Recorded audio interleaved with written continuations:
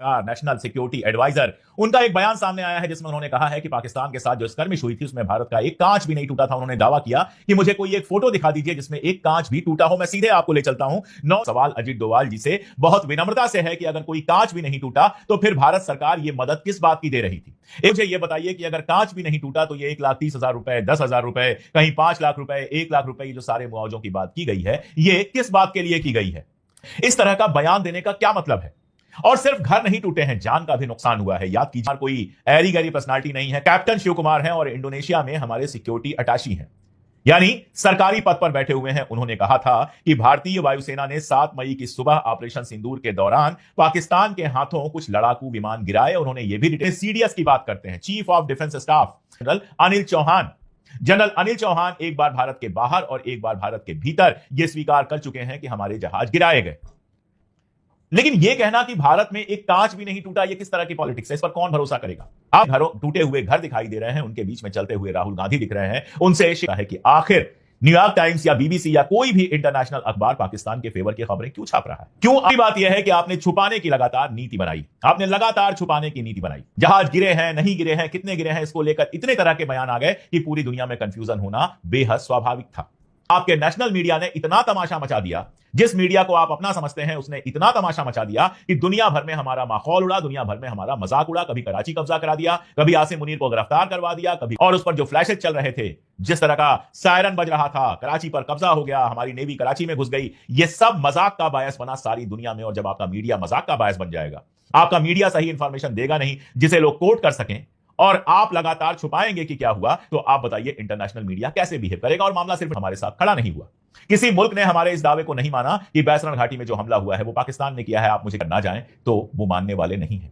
ऐसे ही आप कहेंगे कांच भी नहीं टूटा और दूसरी तरफ नहीं है।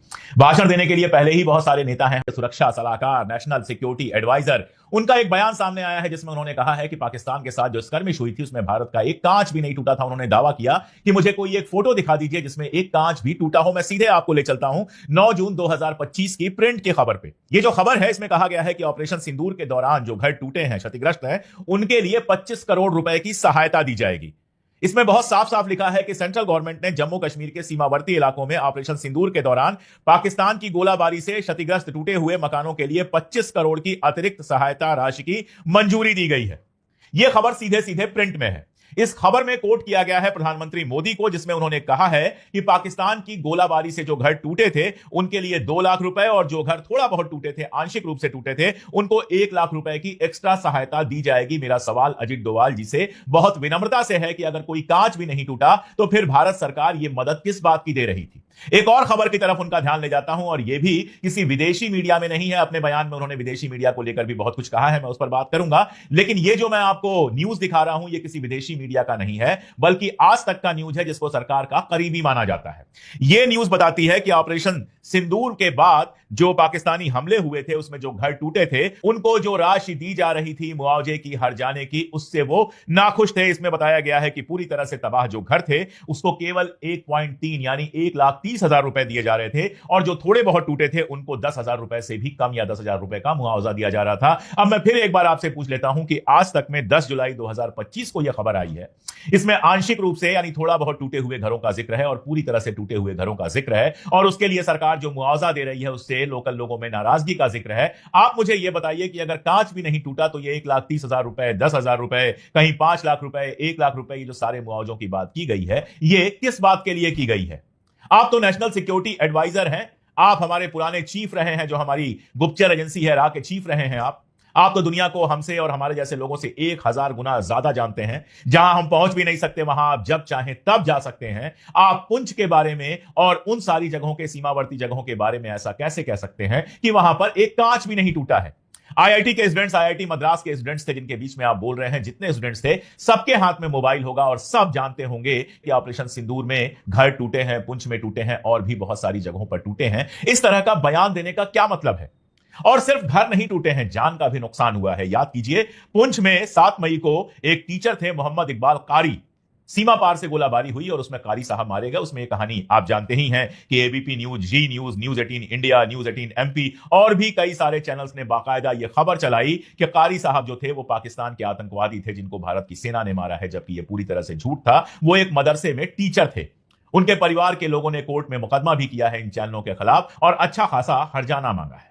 तो बाकी लोगों की आप छोड़ दीजिए, लेकिन यह तो एक ऐसी मौत है मोहम्मद इकबाल कारी की जिसकी टीवी चैनल्स पर जम के चर्चा हो गई है। अगर कांच भी नहीं टूटा है तो मोहम्मद इकबाल कारी साहब कोई हार्ट अटैक या शुगर या किसी और बीमारी से तो नहीं मरे, वो पाकिस्तान। छोड़ दीजिए, आप याद कीजिए शिव कुमार साहब को, जिन्होंने इंडोनेशिया में एक प्रोग्राम में बाकायदा बयान दिया था। और शिव कुमार कोई ऐरी गैरी पर्सनालिटी नहीं है, कैप्टन शिव कुमार हैं और इंडोनेशिया में हमारे सिक्योरिटी अटैची हैं, यानी सरकारी पद पर बैठे हुए हैं। उन्होंने कहा था कि भारतीय वायुसेना ने 7 मई की सुबह ऑपरेशन सिंदूर के दौरान पाकिस्तान के हाथों कुछ लड़ाकू विमान गिराए। उन्होंने यह भी डिटेल बताया था कि इसका कारण था हमारा पॉलिटिकल कंपल्सन। हमको कहा था कि ट्रेडिशनल वॉरफेयर में नहीं जाना है, पाकिस्तान के जो सेना के ठिकाने हैं उन पर कोई हमला नहीं करना है, सिर्फ आतंकवादी ठिकानों पर हमला करना है। तो हमने तो सिर्फ आतंकवादी ठिकानों पर हमला किया, लेकिन पाकिस्तान जो है वो ट्रेडिशनल जो लड़ाई होती है, ट्रेडिशनल वॉरफेयर जो होता है, उसमें चला गया और उसने हमारी जहाजों को गिरा दिया। आप कह रहे हैं एक कांच भी नहीं टूटा और यहां हमारे कैप्टन शिव कुमार कह रहे हैं कुछ जहाजों को गिरा दिया। अब कैप्टन शिव कुमार से भी थोड़ा ऊपर चलते हैं, अपने सीडीएस की बात करते हैं, चीफ ऑफ डिफेंस स्टाफ। अगर आप हमारे नेशनल सिक्योरिटी एडवाइजर हैं तो चीफ ऑफ डिफेंस स्टाफ इस देश की आर्मी, एयरफोर्स, नेवी तीनों के सबसे सीनियर ऑफिसर हैं जनरल अनिल चौहान।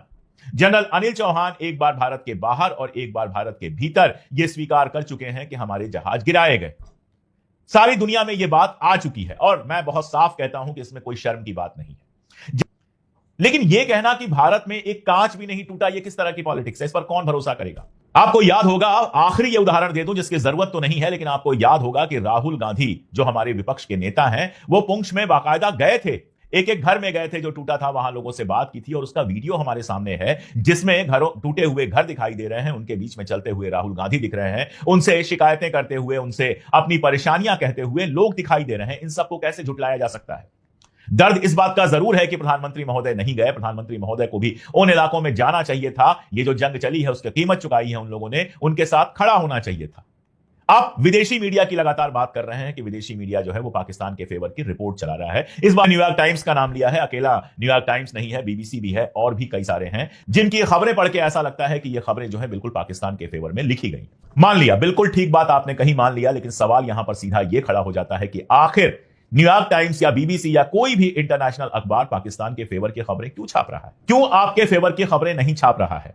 हमारे प्रधानमंत्री महोदय दुनिया भर में जाते हैं, जाने कितने देशों का सर्वोच्च सम्मान उनके सीने पर लगा हुआ है, दावा होता है कि दुनिया में उनका डंका बजता है, उनके और उनकी पार्टी के जो मीडिया मैनेजमेंट का है वो उदाहरण दिया जाता है कि क्या शानदार मीडिया मैनेजमेंट करते हैं ये लोग। बताया जाता है कि कभी वो अमेरिका गए थे तो ट्रंप ने कहा था कि मेरे पास सब कुछ है लेकिन आप जैसी मीडिया नहीं है, ये सारी बातें हैं। तो ये मीडिया मैनेजमेंट, ये डिप्लोमेसी कैसे फेल हो जाती है विदेश में, विदेश के अखबारों में हमारी बात क्यों नहीं आ पाती है, ये बहुत बड़ा सवाल है। आप शिकायत कर रहे हैं लेकिन दरअसल शिकायत आपसे और सरकार से होनी चाहिए कि आखिर वो ऐसा क्यों कर रहे हैं और ऐसा क्या कर रहे हैं जिसकी वजह से पाकिस्तान का पक्ष तो आ रहा है विदेशी अखबारों में, हमारा पक्ष नहीं आ रहा है। इसके कई कारण मैं आपको बताता हूं। पहला कारण तो यह है कि हमारे यहां जो विदेशी पत्रकार काम कर रहे थे उनमें से कई को आप निकाल चुके हैं। दूसरी बात यह है कि आपने छुपाने की लगातार नीति बनाई, आपने लगातार छुपाने की नीति बनाई। जहाज गिरे हैं, नहीं गिरे हैं, कितने गिरे हैं, इसको लेकर इतने तरह के बयान आ गए कि पूरी दुनिया में कंफ्यूजन होना बेहद स्वाभाविक था। अब यह खबर आ रही है कि जहाज गिरे हैं। यही खबर वाशिंगटन पोस्ट में और बाकी सारी जगहों में 10 दिन, 15 दिन, 1 महीना पहले छप गई है।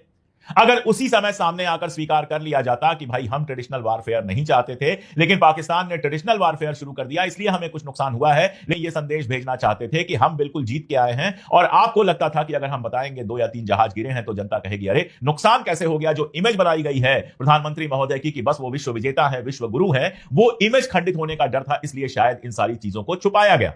लगातार इसको मोदी जी की सफलता से जोड़कर दिखाने की कोशिश हुई, इसको जीत की तरह दिखाने की कोशिश हुई और जीत में आपके नेशनल मीडिया ने इतना तमाशा मचा दिया, जिस मीडिया को आप अपना समझते हैं उसने इतना तमाशा मचा दिया कि दुनिया भर में हमारा माहौल उड़ा, दुनिया भर में हमारा मजाक उड़ा। कभी कराची कब्जा करा दिया, कभी आसिम मुनीर को गिरफ्तार करवा दिया, कभी कुछ कब्जा करवा दिया और कभी लाहौर कब्जा करवा दिया और कभी तो इस्लामाबाद पर ही कब्जा करवा दिया, जबकि ग्राउंड पर कोई मूवमेंट हुआ ही नहीं था, ग्राउंड पे कोई लड़ाई हुई नहीं थी। लड़ाई जो हो रही थी वो आसमानी हो रही थी।